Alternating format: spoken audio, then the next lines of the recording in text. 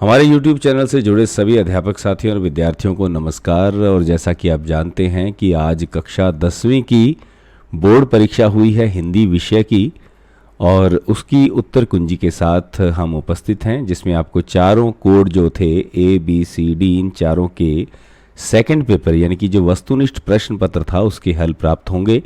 तो इससे पहले हम इस वीडियो को शुरू करें हम आपके सामने स्पष्टता यह कह देना चाहेंगे कि यह जो उत्तर कुंजी है ये बोर्ड द्वारा आधिकारिक रूप से जारी नहीं की गई है। ये हमारे द्वारा तैयार की गई उत्तर कुंजी है, और जो अंतिम निर्णय होगा, जो अंतिम उत्तर कुंजी होगी, वो बोर्ड द्वारा ही जारी की जाएगी और वही मान्य रहेगी। तो चलिए शुरू करते हैं आज की उत्तर कुंजी, जिसमें पहला प्रश्न कोड ए से पूछा गया था, अनुप्रास अलंकार का उदाहरण दीजिए। तो अनुप्रास अलंकार यानी कि जिसमें वर्णों की आवृत्ति है, तो आपको आपके विषय अध्यापक ने बताया होगा रघुपति राघव राजा राम, बिल्कुल सरल उदाहरण है। इसी प्रकार का कोई अन्य उदाहरण भी आप दे सकते थे, या पीपर पात सरिस मंडोला जो दूसरे प्रश्न में है वो भी इसके उत्तर के रूप में लिखा जा सकता था। उसके बाद दूसरा प्रश्न है पीपर पात सरिस मंडोला, इसमें कौन सा अलंकार है? तो सरिस वाचक शब्द होने के कारण यहां पर उपमा अलंकार इसका सही उत्तर रहेगा। एक और एक 11 होते हैं, इसका अर्थ होता है कि एकता में शक्ति रहती है, एकता में शक्ति, ये इसका अर्थ आपको लिखना था। दशानन विग्रह करके समास का नाम लिखिए, तो इसका समास विग्रह रहेगा 10 हैं आनन जिसके, यानी कि रावण। 10 हैं आनन जिसके, तो तीसरा पद प्रधान है रावण, और समास का नाम रहेगा बहुव्रीहि।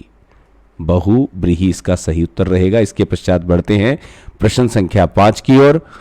यथाशक्ति, यथाशक्ति के अनुसार, तो शक्ति के अनुसार जो यथा शब्द है वो आपका क्या है? एक अविकारी शब्द है, तो ये अव्ययी भाव समास इसका सही उत्तर रहेगा। इसके पश्चात कपड़ा जो है इसका आपने पर्यायवाची बताना है, तो सही उत्तर है वसन, पट और चीर, ये 3 इसके आपको उत्तर दिए। इसके अलावा अगर आपने कोई सही उत्तर लिखा है वो भी मान्य रहेगा। चंद्र का पर्यायवाची है, तो चंद्र का पर्यायवाची है चांद और चंद्रमा, और इसके बाद राकेश, ये इसके सही उत्तर है। हम आपको 3-3 उत्तर बता रहे हैं। इसके अलावा भी जैसे आपने शशि इसका उत्तर लिखा है तो वो भी मान्य रहेगा। संधि किसे कहते हैं? दो निकटवर्ती वर्णों का मेल, दो निकटवर्ती वर्णों का मेल क्या कहलाता है? संधि कहलाता है, ये इसका सही उत्तर है। जगन्नाथ का संधि विच्छेद कीजिए, तो ये व्यंजन संधि का उदाहरण है। जगत त पे हलंत प्लस में नाथ, इसका सही उत्तर है। इसके पश्चात हम बढ़ते हैं हमारे अगले प्रश्न की ओर।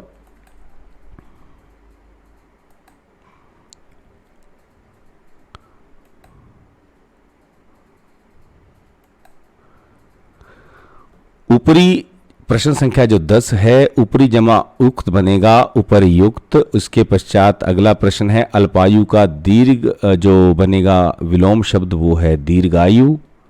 और इसके पश्चात है हमारा अगला प्रश्न उत्थान का विलोम है पतन। अभी से आप कोई भी शब्द बना सकते हैं, जैसे आपको संकेत के लिए हम बता रहे हैं, जैसे अभियोग या अभिप्राय आपने सुना होगा। दुस्साहस का उपसर्ग छांटिए, तो दुस हलंत लगाकर, या अगर आपने विसर्ग लगाकर भी लिखा है तो भी ये आपका ठीक है। दुस प्लस में साहस। अक से प्रत्यय लगाकर शब्द बनाइए, तो पाठक इसका सही उदाहरण रहेगा, लेखक या पाठक। और कड़वाहट में आपने प्रत्यय छांटना था, तो इसके लिए प्रत्यय है कड़वाहट में आहट। तो ये आपके 16 अंकों की जो व्याकरण थी उसके अंतर्गत ये प्रश्न आपको कोड ए के अंतर्गत पूछे गए थे। अब हम बढ़ते हैं जो हमारे काव्य खंड से और गद्य खंड से जो प्रश्न पूछे गए हैं। तो सबसे पहला प्रश्न था प्रश्न संख्या 17, गोपियों के मन को कौन चुरा कर ले गया? तो कृष्ण चुरा कर ले गए। सूरदास के आराध्य देव कौन थे? श्री कृष्ण थे। उद्धव गोपियों को कौन सा संदेश देते हैं? तो योग संदेश का जो संदेश लेकर आए हैं, योग साधना का। खर कुठार में अकुरण कोही, कोही का अर्थ है क्रोधी, यानी कि तीसरा विकल्प ठीक रहेगा। राम लक्ष्मण परशुराम तुलसीदास जी के कौन से ग्रंथ से उद्धृत है? तो ये रामचरितमानस से उद्धृत है। भृगुकुल केतु किसे कहा गया है? परशुराम को कहा गया है। इसके पश्चात हम बढ़ते हैं प्रश्न संख्या 23 की ओर। जो प्रश्न संख्या 23 है उसमें कवि देव ने बसंत को किस रूप में चित्रित किया है? तो बालक के रूप में चित्रित किया है। श्री कृष्ण किंकणी कहाँ पहने हुए हैं? तो किंकणी जो है वो कमर पे यानी कि कटी, इसका सही उत्तर रहेगा। उत्साह कविता के रचयिता कौन है? सूर्यकांत त्रिपाठी निराला। अट नहीं रही है कविता में किस मास का वर्णन है? तो फागुन मास की सुंदरता का वर्णन है। कन्यादान कविता में किसके अनुभवों की पीड़ा की प्रामाणिक अभिव्यक्ति की गई है? तो माँ के जो जीवन के अनुभव है उसकी बात की गई है। प्रश्न संख्या 28 है, कन्यादान कविता में किसे शाब्दिक भ्रम कहा गया? वस्त्र और आभूषणों को शाब्दिक भ्रम कहा गया। प्रश्न संख्या 29 है, नेताजी का चश्मा पाठ के लेखक कौन है? स्वयं प्रकाश, सही उत्तर रहेगा। मूर्ति का चश्मा कौन पहनाता है? तो मूर्ति को चश्मा पहनाता है कैप्टन। बाल गोविंद भगत किसके पदों का गायन करते हैं? तो कबीर के पदों का गायन करते हैं। उसके बाद नेताजी की प्रतिमा बनाने वाले मास्टर जी का नाम था मोतीलाल। बाल गोविंद भगत के बेटे का अंतिम संस्कार उनकी पुत्र वधू यानी पतोहू ने किया। बाल गोविंद भगत के कितने पुत्र थे? एक पुत्र था। लखनवी अंदाज किस प्रकार की रचना है? तो ये व्यंग्यात्मक रचना है। नवाब साहब खाने की कौन सी वस्तु तौलिए पर रखकर बैठे थे? तो खाने की वस्तु थी खीरा। लेखक ने फादर बुल्के की तुलना किस वृक्ष से की? तो देवदारू वृक्ष से की। फादर कामिल बुल्के पाठ के रचयिता सर्वेश्वर दयाल सक्सेना। फादर बुल्के की मृत्यु कैसे हुई? तो जहरबाद से उनकी मृत्यु हुई थी। फादर बुल्के कहाँ के रहने वाले थे? तो बेल्जियम या रैम्स चैपल के रहने वाले थे। तो ये आपके 40 प्रश्न जो थे ये आपके कोड ए से थे। अब हम बढ़ते हैं कोड बी की ओर। कोड बी में पहला प्रश्न पूछा गया कि जिस समास में पहला पद संख्यावाचक हो उसे कहा जाता है द्विगु समास। प्रेम, सागर और दिनों दिन, इन दोनों समस्त पदों का आपको विग्रह करके लिखना था। तो प्रेम रूपी सागर और दिनों दिन का है प्रत्येक दिन लिख सकते हैं या हर दिन लिख सकते हैं। तो जो भी आपको सही लगे वो आपको लिख सकते हैं। स्वर संधि के कितने भेद हैं? तो स्वर संधि के 5 भेद हैं। महोदय का संधि विच्छेद बनेगा महा जमा उदय। और इसके पश्चात नमस्ते का विसर्ग संधि का उदाहरण है नमः प्लस में ते। और प्रताप और संयोग का उपसर्ग आपको छांटना है। तो प्र जमा में ताप और संयोग का रहेगा सम यानी हलंत प्लस में योग। और इसके पश्चात है नैतिक का आपको प्रत्यय बताना है नीति जमा में इक। और फूलदान में रहेगा फूलदान में फूल प्लस में दान। तो दान इसका प्रत्यय है।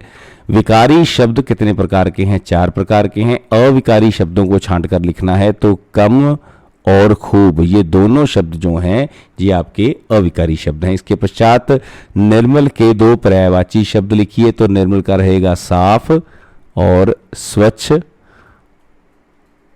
और इसके पश्चात है तामसिक का विलोम रहेगा सात्विक। और इसके पश्चात सभ्य का रहेगा असभ्य। ये इसका सही उत्तर रहेगा। मुद्रा के 2 अनेकार्थी, पहला अनेकार्थी है भाव भंगिमा यानी कि चेहरे का जैसे एक्सप्रेशन जिसको हम कह देते हैं भाव भंगिमा। और एक रहेगा आपका जिसको हम कहते हैं नोट या करेंसी। ठीक है, नोट या करेंसी ये भी मुद्रा है। अर्थ की दृष्टि से वाक्य के 8 भेद हैं।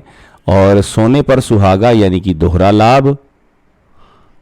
लाभ होना, ये इस मुहावरे का अर्थ है दुगना, डबल बेनिफिट्स। और ओस चाटे प्यास नहीं बुझती यानी कि जिसको हम कहते हैं कि बहुत थोड़ी वस्तु से आवश्यकता पूरी नहीं होती या बहुत कम वस्तु से आवश्यकता पूरी नहीं होती। ओस को चाटने से प्यास नहीं बुझती, ये इसका उत्तर रहेगा, पूरी नहीं होती। इसके पश्चात मन की मन ही मांझ रही। तो म की आवृत्ति है तो यहाँ पे कौन सा अलंकार है? अनुप्रास अलंकार है। और अपरस रहत सने तगाते, यहाँ पे रहेगा रूपक। स्नेह रूपी धागा तो रूपक अलंकार है। इसके पश्चात हम बढ़ते हैं जो हमारी पाठ्य पुस्तक है उसमें से काव्य खंड में से जो 12 प्रश्न आए हैं खंड बी में यानी कि कोड बी में। चाहत होते गुहार जतही ते, तो रक्षार्थ पुकार करना, गुहार लगाना मतलब रक्षा के लिए पुकारना। उत्साह कविता में बादलों के हृदय में किस प्रकार की शोभा छिपी हुई है? तो विद्युत की या वज्र की, ये आपको पहले बहुत बार प्रश्न करवाया गया है। तुलसीदास ने गाधी सुन किसको कहा है, तो विश्वामित्र को कहा है। गोपियों के अनुसार किसका मन चंचल है, कृष्ण का मन चंचल है। सवैया में श्री ब्रज दूल्हा देव सहाई, देव किसको कहा गया, कृष्ण को कहा गया। गर्भन के अर्भक दलन किसको कहा गया है, बच्चे को कहा गया है। और उसके पश्चात हमारा अगला प्रश्न था प्रश्न संख्या 23, अट नहीं रही है कविता में मंद गंध पुष्पमाल किसके लिए प्रयोग किया गया है, फागुन के लिए। कन्यादान कविता में स्त्री के बंधन कौन से हैं, वस्त्र और आभूषण। विश्वामित्र के अनुसार साधु किसके दोषों को मन में धारण नहीं करते, तो बालकों के दोषों को। गोपियों के अनुसार श्री कृष्ण ने मथुरा जाकर कौन सा शास्त्र पढ़ लिया, राजनीति शास्त्र।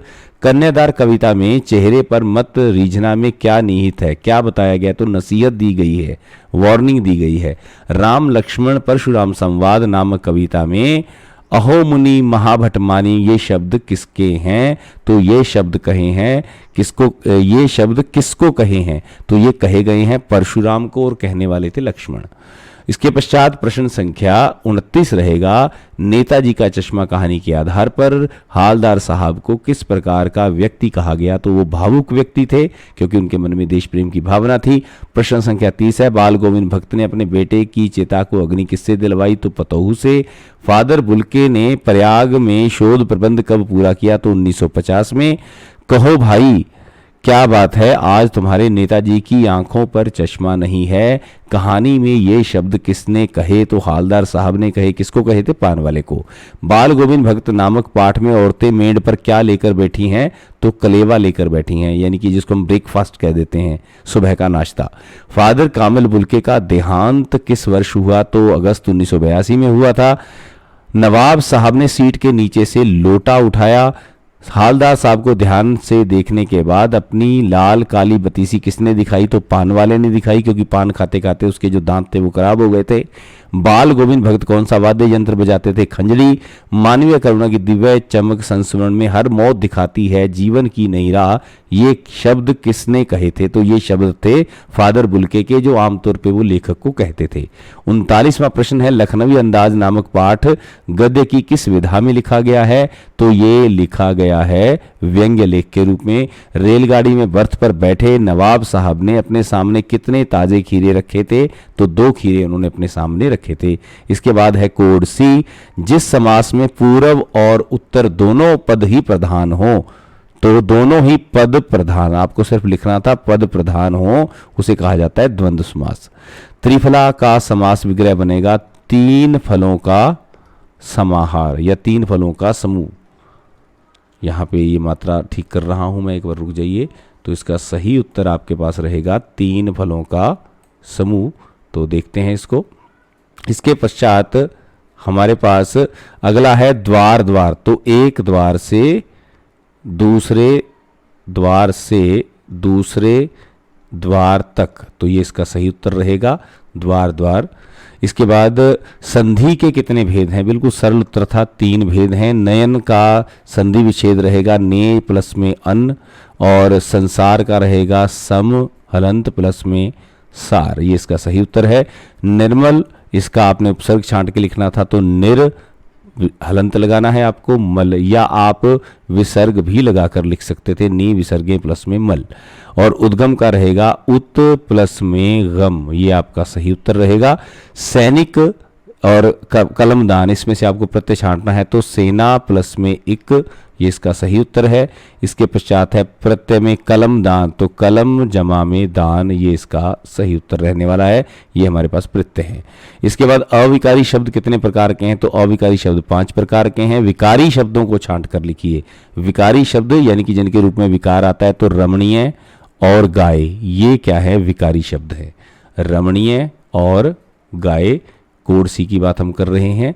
रमणीय और गाय ये विकारी शब्द हैं। इसके बाद हम बढ़ते हैं, जल के 2 पर्यायवाची शब्द लिखिए। तो जल के 2 पर्यायवाची शब्द हैं नीर और पानी, बिल्कुल आसान से हैं। और मलिन में, और मलिन का अर्थ क्या है, स्वच्छ, मलिन का अर्थ होता है मैला, और स्वच्छ का अर्थ है साफ, और आधुनिक का आ जाएगा पुरातन या प्राचीन भी आप लिख सकते हैं, विपरीतार्थक आपको बताने थे। अति के दो अली के दो अनेकार्थी, अली का अर्थ होता है भंवरा और साथ में अली का अर्थ होता है सखी। ये इसके उत्तर रहेंगे। इसके बाद रचना की दृष्टि से वाक्य के 3 भेद हैं। गागर में सागर भरना यानी कि थोड़े में अधिक कहना, थोड़े में अधिक कहना, ये गागर में सागर भरना होता है, अधिक कहना। इसके पश्चात है जैसा देश वैसा भेष का अर्थ है परिस्थितियों के अनुसार ढल जाना, परिस्थितियों के अनुसार ढल जाना। इसके पश्चात हम आगे बढ़ रहे हैं। मुनीस महाभटमानी कौन सा अलंकार है? तो यहाँ पे अनुप्रास अलंकार है, म की वृत्ति है तो अनुप्रास अलंकार है। और इसके बाद है प्रात ही जगावत गुलाब चटकारी दे, तो गुलाब को मनुष्य के रूप में चित्रित किया गया है, तो यहाँ पे इसका उत्तर लिख रहा हूँ, ये है मानवीकरण अलंकार। प्रात ही जगावत गुलाब चटकारी दे, ये मानवीकरण अलंकार का उदाहरण है। अपरस रहत सने तगाते, तगा का अर्थ है बंधन, उत्साह। कविता में निदाग का अर्थ क्या है? गर्मी। अब अयमय खांडना ऊख में, तो अयमय का अर्थ होता है लोहे का बना हुआ। गोपियों के अनुसार योग शिक्षा कैसे मन के लोगों के लिए उचित है? जिनका मन चंचल है। कवि ने सवैया में किसकी सुंदरता का वर्णन किया है? तो सवैया के अंदर कृष्ण की सुंदरता है। कौशिक सुन मंद यह बालक, ये शब्द किसने कहे हैं? तो ये कहे हैं परशुराम ने। अट नहीं रही है कविता में, पाठ पाठ पर क्या बिखरी हुई है? शोभाश्री। कन्यादान कविता में कवि ने किसको धुंधले प्रकाश की पाठिका कहा? बेटी को। किसके शील स्वभाव के कारण परशुराम ने लक्ष्मण का वध न करने की बात कही? तो राम का स्वभाव बड़ा ठंडा है, कूल है, यानी शील है। गोपियों के अनुसार हारिल की लकड़ी के समान कौन है? कृष्ण, हमारे प्रभु हारिल की लकड़ी। और कन्यादान कविता में चेहरे पर मत रीझना में क्या निहित है? तो नसीहत है, इसमें वार्निंग दी गई है। परशुराम ने लक्ष्मण के लिए किन किन शब्दों का प्रयोग किया? उसको मूर्ख भी कहते हैं, उद्दंड भी कहते हैं, काल का ग्रास भी कहते हैं, तो उत्तर रहेगा उपयुक्त सभी, यानी कि चौथा विकल्प। उसके बाद नेताजी की प्रतिमा टोपी की नोक से कोट के दूसरे बटन तक 2 फुट लंबी थी। बाल गोविंद भगत स्नान करने के लिए किस साधन से जाते थे? तो वो पैदल जाते थे। फादर कामल बुल्के के पिताजी क्या काम करते थे? वो एक बिजनेसमैन थे, यानी कि व्यापारी थे। और नेताजी का चश्मा पाठ गद्य की किस विधा से है? नेताजी का चश्मा पाठ कहानी है। बाल गोविंद भगत की संगीत साधना का चरमोत्कर्ष तब देखने को मिला जब उनके बेटे की मृत्यु हुई। फादर कामिल बुल्के कितने वर्षों तक जीवित रहे? 73 वर्षों तक। खीरे की फांकों को खिड़की से बाहर फेंककर नवाब साहब ने तौलिए से हाथ और होंठ पोंछे, जैसे उन्होंने खीरा खाया हो, यानी कि दिखावा किया। हालदार साहब किसकी देशभक्ति के सामने नतमस्तक थे? तो कैप्टन की देशभक्ति के सामने। बाल गोविंद भगत ने तू जा नहीं तो मैं ही घर को छोड़कर चल दूंगा, ये आखिरी दलील किसके सामने रखी? तो अपनी पतोहू के नाम से के सामने रखी थी। फादर बुल्के के मन में पढ़ाई के दौर में क्या बनने की इच्छा हुई? सन्यासी बनने की। नवाब साहब ने अपनी जेब से क्या निकाला? तो चाकू निकाला खीरा छीलने के लिए। खीरे की पनियाती फांके देख मुंह में पानी जरूर आ रहा था, तो पानी पनियाती का अर्थ है रसीली, रस टपक रहा था खीरे से। और अंतिम कोड की ओर बढ़ रहे हैं। ग्रुप जो कोड डी है उसके व्याकरण के 16 प्रश्न आपके सामने रख रहे हैं। जिस समास में दूसरा पद प्रधान हो, और कई बच्चों ने लिखा होगा उत्तर पद प्रधान, पूर्व पद प्रधान हो। पूर्व का अर्थ है पहले वाला और उत्तर का अर्थ है बाद वाला, तो उत्तर पद प्रधान है या दूसरा लिखा है तो आपका उत्तर सही है, तत्पुरुष समास कहलाता है। आजीवन का अर्थ होता है जीवन भर, ठीक है। और दोपहर का अर्थ है दो पहरों का समूह, तो ये इसका समास वगैरह आपको करना था, दो पहरों का समूह।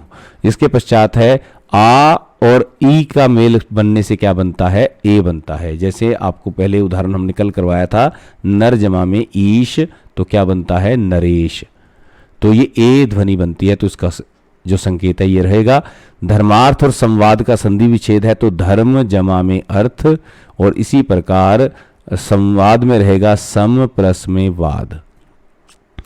प्रयोग और स्वराज्य का उपसर्ग छांटिए, तो प्रयोग में रहेगा प्र प्लस में योग, और स्वराज्य में रहेगा स्व प्लस में राज्य। इसके पश्चात है मानवीय में प्रत्यय, तो ईय जो है वो प्रत्यय रहेगा मानव प्लस में ईय, मानव जमा ईय। और इसके साथ चचेरा में है चाचा प्लस में एरा, ये इसका प्रत्यय है। और विकारी शब्द के किन्हीं दो प्रकारों के नाम लिखिए। तो कोई दो प्रकार यानी विकारी शब्दों में संज्ञा, सर्वनाम, क्रिया, विशेषण, आप कोई भी लिख सकते हैं। संज्ञा, सर्वनाम, क्रिया, विशेषण, ये चार भेद जो हैं ये विकारी शब्दों के। तो अगर आपने इनमें से कोई दो लिखे हैं तो आपका उत्तर ठीक है। अविकारी शब्दों को छांट कर लिखिए। अविकारी जो अपना रूप नहीं बदलते, किंतु और तक, ये दो आपके जो शब्द हैं ये अविकारी हैं, किंतु और तक। इसके बाद बढ़ते हैं प्रश्न संख्या 9 की ओर। प्रश्न संख्या 9 में है आनंद के दो पर्यायवाची। तो इसका रहेगा हर्ष, उल्लास, ठीक है, प्रसन्नता, जो भी आप लिखना चाहें, खुशी, ये क्या है, आनंद के ही पर्यायवाची हैं। और सुगम का विलोमार्थी है दुर्गम। इसके बाद है अति का, न्यून का बनेगा अति। इसके पश्चात रहेगा पट के दो अनेकार्थी हैं। एक तो होता है किवाड़, दरवाजे को कहते हैं जिसको, और एक पट का होता है वस्त्र। तो ये इसके अनेकार्थी हो गए।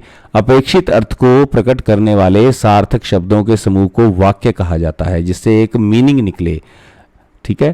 तो यानी कि जो शब्द समूह मिलकर एक सार्थक जो है अर्थ देता है उसको हम कहते हैं, अपेक्षित अर्थ देता है उसको वाक्य कहा जाता है।